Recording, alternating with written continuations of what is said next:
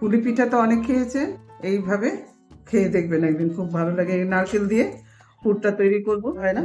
এখানে আমি গুড় দেব, গুড় দিয়ে মেখে রাখি, তারপর কড়াইতে একটু জাল দিয়ে শুকিয়ে রাখবো, মানে পুলি পিঠা হবে আর কি। এটা এটা এই পুলি পিঠাটা করে তারপর দুধ দিয়েও জাল দিয়ে খাওয়া যায়, এমনিও করে ভরে নিয়ে সেদ্ধ করে খাওয়া যায়, দুধে জাল দিয়ে খাওয়া যায়, আবার ভেজেও খাওয়া যায়। কিন্তু পুরটা এভাবেই করতে হবে।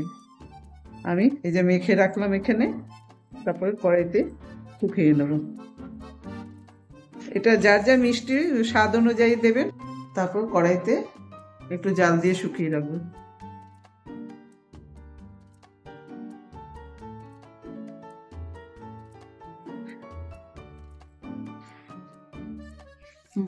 নারকেলের পুরটা করে একটু মিক্সিতে ঘুরিয়ে নিলে তাহলে ভালো হবে বোঝাতে।